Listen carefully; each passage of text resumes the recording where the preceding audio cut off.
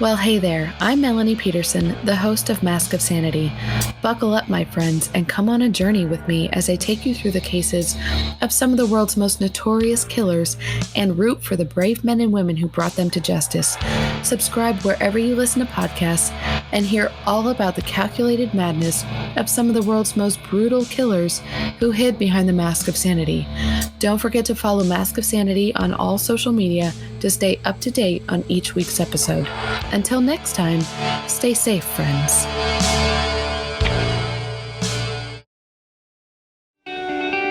Hey everybody, welcome to True Crime Freaks, my new podcast. I want to tell you about the different ways you can support this podcast. One is you can go to my other podcast, Lights Camera Pro, where I interview TV and film professionals about their careers. And I also do movie reviews and TV show reviews. You can check out one of my online courses. I've got an Adobe Premiere Basics course and a Secrets of How to Start a Podcast course. Those are at thinkific.com. Just search them when you go there. We also have a merch store. Just search the podcast at teespring.com and check out our hoodies, t-shirts, and mugs. I also have a children's book called Feldman Runs Away, which is on amazon.com. You can always support the podcast by going to Apple or Spotify, wherever you listen, subscribe, rate, and review. This podcast does have graphic content. I hope you enjoyed today's episode. Thanks, everybody. Welcome to True Crime Freaks, you freaks. This episode is so creepy. It totally freaked me out. So let's get to it. The Vanishing at the Cecil Hotel, Netflix episode 1. The Cecil Hotel has a dark history. Missing persons, suicides, overdoses, drug dealers, prostitutes, rapists, and murderers. This is the disappearance of ELISA Lamb at the Cecil Hotel.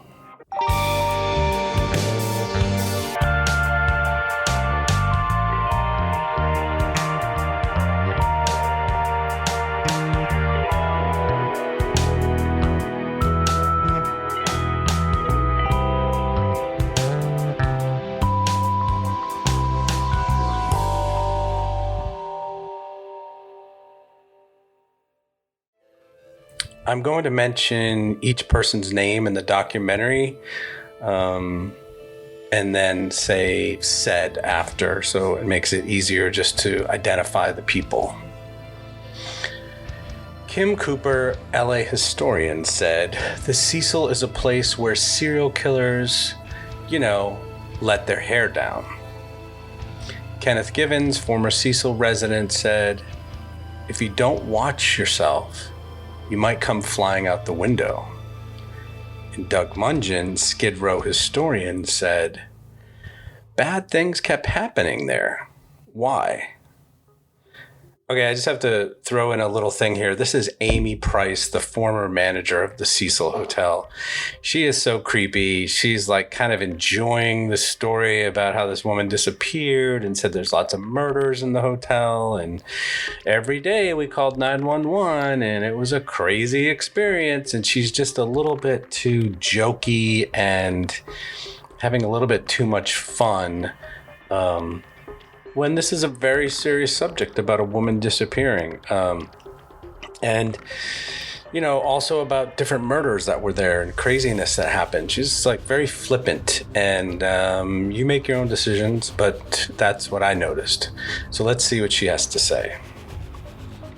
Amy Price, former manager of the Cecil Hotel, said, "I would have never thought what happened would have happened. ELISA Lamb, a 21-year-old college student, completely disappeared."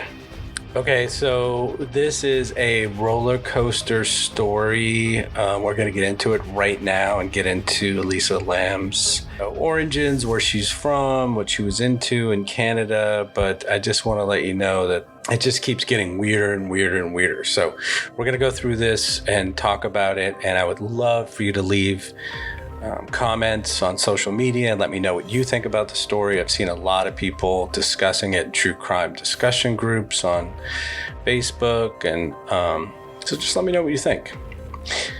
2012, Vancouver, Canada. ELISA Lamb was a prolific social media poster, mostly on Tumblr. Tumblr was her diary, and she posted intimate thoughts and ideas. She posted once, "I want to get away, must travel to California. Must convince my parents to let me travel on my own." Her parents said that she could go to California if she called every day. She had planned a trip to San Diego, LA, Santa Cruz, and San Francisco. She called it the West Coast Tour. Her name on Tumblr was Nouvelle Nouveau. She posted, "I have arrived in La La Land, and the rest is to be written." February 1st, 2013, ELISA Lam from Vancouver, Canada is missing. She came to LA on January 28th. January 31st was the last time anyone saw ELISA. LAPD's elite robbery homicide section is on the case. Tim Marcia, LAPD. Homicide detective retired, said, "We had picked up a missing persons case, a young woman from Canada that was traveling alone. There was a sense of panic. There were 18 detectives put on this case." Greg Kading, LAPD homicide detective retired, said, "ELISA Lam's family told the police she would call every day. She hadn't called and they were concerned." Tim Marcia, LAPD. "We discussed the possibilities. 1, she didn't want to be found. 2, maybe she is lost. 3, the victim of an accident. Or 4, worse." The investigators contact the family and try to determine the last time she contacted someone, the last time she was seen. ELISA was staying at the Cecil Hotel in LA. It was $85 a night for rooms and mostly guests from foreign countries. Amy Price, former manager of the Cecil. "I was the manager of the Cecil Hotel from 2007 to 2017. It was my kingdom." All right, let me cut in here. Once again, I'm going to talk about this hotel and this woman. I don't know about you if you watched the documentary, but she disturbed me because she was so flippant and jokey about all the stuff that had happened there. And I think that this hotel was taking advantage of people, especially young people. There's this whole story where we'll get into later about where the hotel was called a different name, and people would stay 4 in a room like a hostel and make it cheaper, and they had no idea that there were drug addicts and prostitutes and murderers and ex-cons in the hotel that they were staying in. They kind of sold it off as a cheap place to stay. And not only was the Cecil dangerous for young women or men who were just traveling from overseas to stay in LA for a weekend or a few days, the surrounding area was Skid Row, and we'll get into that, but it was just drugs and crime and fights and murders and craziness and people living in the street. It was just a horrible, horrible place to stay, and you have no indication of that from the advertisements online when you're buying from this place. So let's get back into it, but I just wanted to say that. Amy Price, former manager of the Cecil Hotel. ELISA Lam checked into the Cecil Hotel on January 28th, 2013. She was supposed to be there for 4 days. 506 was a female bunk room. Community showers and toilets were down the hall. Greg Kading, LAPD. ELISA was supposed to check out on February 1st, which was also the day she was reported missing. The police went to her room to gather evidence and found that the staff had removed her belongings. She left her laptop behind, her prescription medications, her wallet and clothes were left behind in her room. Greg Kading, the detective, did not think that this was going to end well. Investigators had no leads. They talked to witnesses next. Amy Price, former manager, said that she had 50 employees at the time of ELISA's disappearance. The detectives talked to Santiago Lopez, a maintenance employee. He said that he never saw her. The receptionist said she was a student. Greg Kading, LAPD, said they talked to employees who worked the late shift and they saw ELISA in an area that was not for guests. They asked her to leave and she headed to the elevators. That was the last time anyone saw her. Okay, now we have this guy, Josh Dean, who's a journalist who reported on the case.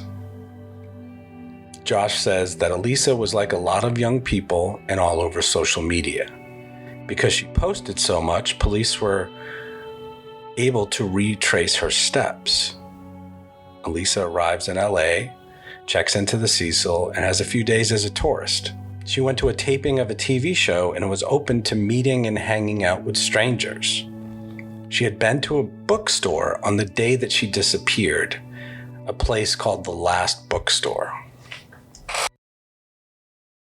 Greg Kading, LAPD, said that the detectives went to the bookstore and talked to the management, and they had remembered ELISA coming in. A bookstore employee said that she was very outgoing, friendly, and lively. Okay, so remember this later on in the story, that the day of her disappearance, a bookstore employee said that she was very outgoing, friendly, and lively. Many people have theories about what happened, and a few hours before she disappeared, she seemed normal, is what I want you to remember. Josh Dean, the journalist, said she went to the bookstore, she came back to the hotel, and she vanished. Greg Kading, LAPD, said she had been missing for 5 days. My instinctive feeling was that the Cecil Hotel had something to do with her disappearance, or maybe someone inside of it. Tim Marcia, LAPD, said that the LAPD was very concerned and they called a press conference with ELISA's family, trying to get help from the public. They showed a photo of ELISA. We're looking for your help. If a mother's face can tell the story, here it is. Worry. Her parents and sister flew in from Canada to help. They are baffled. ELISA posted this on Tumblr. There is a wider world out there, and I have only seen a fraction of it. I'm very excited. I'll be seeing new places and hopefully meet some nice and interesting people. Let me just say here that I think her innocence was her downfall. I think there was foul play. I think that she was open to everyone, and I don't think you can be. I don't think you can walk through Times Square with all the sketchy people in it and just be like, hey, you want to go to a party? Yeah, let's go. Or, hey, do you want to come back to my apartment? Yeah, let's go. I think you have to figure out if strangers are safe or not. And I just feel like anybody can hurt you at any time. I have daughters. I worry about them constantly. And I just don't think you can be so open to every single stranger in the world. I think you have to be careful. And maybe she was, but I'm getting the feeling that she wasn't. From her social media posts and from what she's saying in those posts, I just feel like she didn't feel badly or feel that anyone was dangerous ever, and she could just approach anyone. And because of her personality or goodwill or whatever it was, that she could just get along with them and make a new friend. And I think you have to be more cautious than that, but that's my 2 cents. And this is a theory that I've had my whole life, that if you're around sketchy people, and people are like, who are sketchy people? But if you're around drug dealers, if you're around a strip club, if you're around people who are just selling drugs, like my roommate in college, he went outside to buy some pot from a pot dealer, right? Completely harmless. The guy pulls up in a taxi and it's completely harmless. He's just buying some pot. He's going to get high and not a big deal, right? But one of the times that he goes outside to, pick up the pot from the taxi, some car comes up behind the taxi and starts shooting at the guy in the car, and he's got his arm in the car trying to get the pot. So that's what I'm saying. I'm saying that once you go to even buying pot or going to some underground dungeon party in the woods, like, you're taking a risk. I think you are. And I'm not blaming her. I don't want to get into that conversation where I'm blaming her or blaming anyone. I'm just saying that it's not even her fault, that she just ended up in this really sketchy hotel with this skid row surrounding it, which was also sketchy. And it was just very dangerous for a woman to be there alone. And, she just she didn't leave there. And that I talked with this about my girlfriend. I said, why wouldn't you just leave once you got to that hotel on the first day? Well, people are coming from overseas or coming from Canada. They don't have a lot of money. They've already paid for the hotel. Maybe they won't give you a refund. And you can't just, put it on your credit card or take $500 out of your wallet and go get another hotel room. You're just kind of stuck there. So that's my theory, is that she just had to stay there and deal with it. And I've traveled throughout Europe, and I've been in some sketchy areas of Germany or sketchy areas of other countries where I was naive and I didn't know, I'll just stay in this hostel, or I'll just stay in this really cheap hotel in the middle of Paris, France, and it was super sketchy. So all I'm saying is that, when you bring that criminal element into your life or you go into a dangerous area, bad things can happen. So ELISA said on social media, I would be fine with a stranger talking to me. My mouth is my downfall and it will get me in trouble. So let's just talk a minute about Skid Row. It's like 20 square blocks or more, and all the homeless services are there, the shelters and the mental health facilities. They drop off people. Who's they? The police department, the county government, I don't know. But they drop off people from prisons and mental facilities there. There's rampant drugs and crime. It's literally blocked off from the rest of the city. It's in the middle of LA where the Cecil Hotel is, and it's just cordoned off, and there's cops around it, so you can't get out or you can't get in unless you want to. More likely that you can't get out. It's just a very dangerous place to be. So Greg Kading, LAPD, said if ELISA was out late at night, she could have been a victim of a crime in this neighborhood. Is it possible that she was abducted and is being held against her will? So the detectives looked into the area and they found nothing. They started looking at the video footage from the hotel, and they found out the main floor and lobby and elevators had footage, but not some floors and not ELISA's floor. Tim Marcia, LAPD, said there were hundreds of hours of footage to review. They watched video 20 hours a day. After a while, the detectives finally see her on camera. This is from the night she disappeared. So let me just say first that the footage is of ELISA going into an elevator on the night that she disappeared at the Cecil Hotel. Greg Kading, LAPD, said, I remember talking to my partner and saying, her behavior is unusual. After reviewing all the footage, we never saw her leave. Okay, so they never saw her leave the hotel. So something happened at the hotel, inside the hotel. The detectives think she never left the hotel, that she's still somewhere in the hotel. That is so creepy because she has been missing for a few days at this point. And this footage on the elevator is totally bizarre. And it's from the night she disappeared.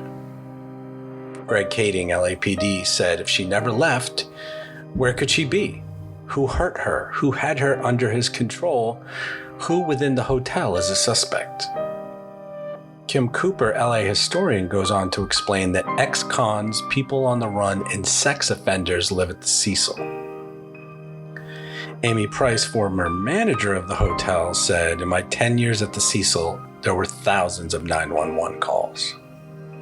So this isn't a place that, this isn't the Ritz-Carlton where there's a crime every 6 years. I mean, there's a crime every other day at this place. The police know it, the detectives know it, the manager of the hotel knows it. This is a dangerous place. Bad stuff happens at the Cecil. Tim Marcia, LAPD, said since the detectives knew there was no evidence of ELISA leaving the Cecil, they had to go room by room and see if they could find her somewhere in the hotel. Greg Kading, LAPD, 14 of us went through all the rooms. They called in the scent tracking dogs. The German Shepherd got a scent from ELISA's room. A team of detectives with canines was brought in to search the roof. They didn't find anything. We didn't find anything. Tim Marcia, LAPD. Where is she? Greg Kading, LAPD, said that Christopher Dormer, who was an ex-LAPD cop was attacking police officers. So all the detectives except for 4 were put on his case.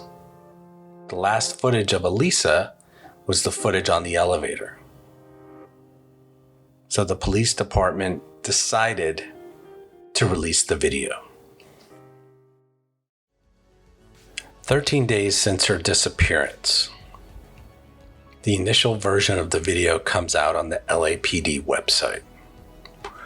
John Lorden, a YouTuber who investigated crimes online, said the video is 4 minutes long, but there is so much that is going on. Okay, so I'm going to take a minute here and describe what I see in the video. I would actually recommend that you go and look at the video. You can obviously look at it in episode 1 of the Netflix series, Crime at the Cecil Hotel, I think it's called. Or you can just search ELISA Lam elevator video and a million videos will pop up. The one that you want is 4 minutes long, and I'm going to describe it now. The doors open and a woman walks in the elevator. It's ELISA.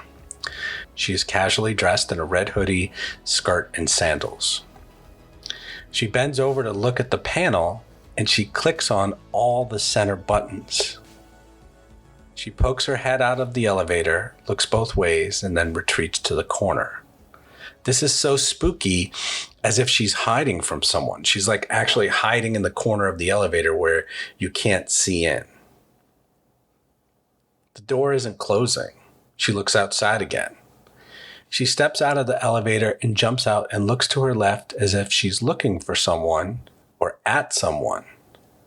She steps back and forth and in and out of the elevator with short steps in a measured way. Almost like 1 foot left, 1 foot back, 1 foot forward, 1 foot right. The elevator is still open.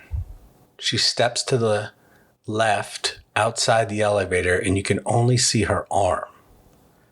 Why is the elevator not moving? Why is it not closing the doors? Why are the doors not closing?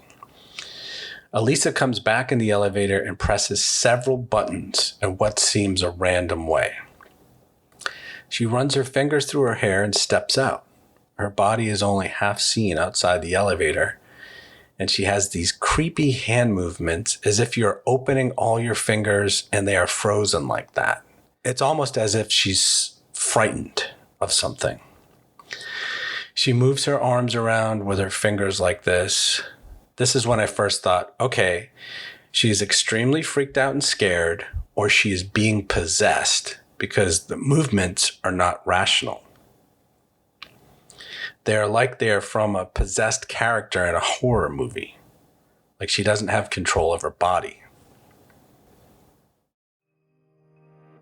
Is it possible she was talking to someone and trying to communicate that she is hurt, or trying to communicate something with her hands?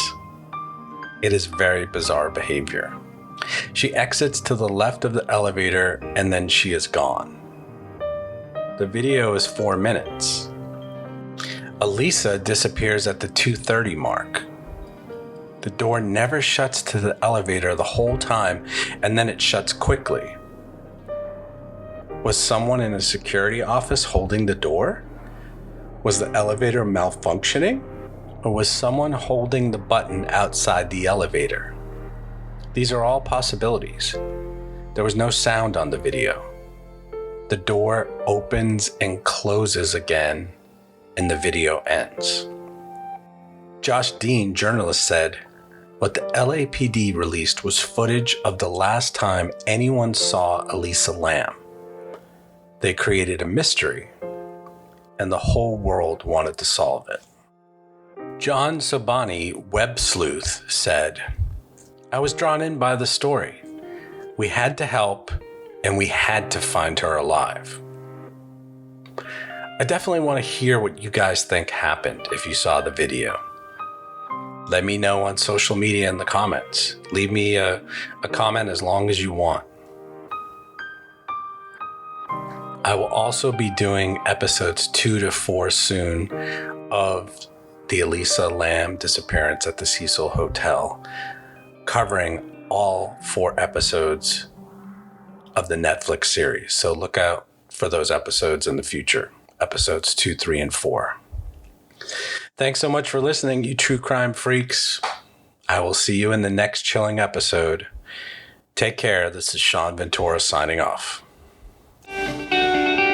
Hey everybody, welcome to True Crime Freaks, my new podcast. I want to tell you about the different ways you can support this podcast. One is you can go to my other podcast, Lights Camera Pro, where I interview TV and film professionals about their careers. And I also do movie reviews and TV show reviews. You can check out one of my online courses. I've got an Adobe Premiere Basics course and a Secrets of How to Start a Podcast course. Those are at thinkific.com. Just search them when you go there. We also have a merch store. Just search the podcast at teespring.com and check out our hoodies, t-shirts, and mugs. I also have a children's book called Feldman Runs Away, which is on amazon.com. You can always support the podcast by going to Apple or Spotify, wherever you listen, subscribe, rate, and review. This podcast does have graphic content. I hope you enjoyed today's episode. Thanks, everybody. Thanks to Joseph McDade for the music. I will see you next time in the next chilling story on True Crime Freaks. Thanks for listening, everybody. Have a great day. I'm Sean Ventura. Take care.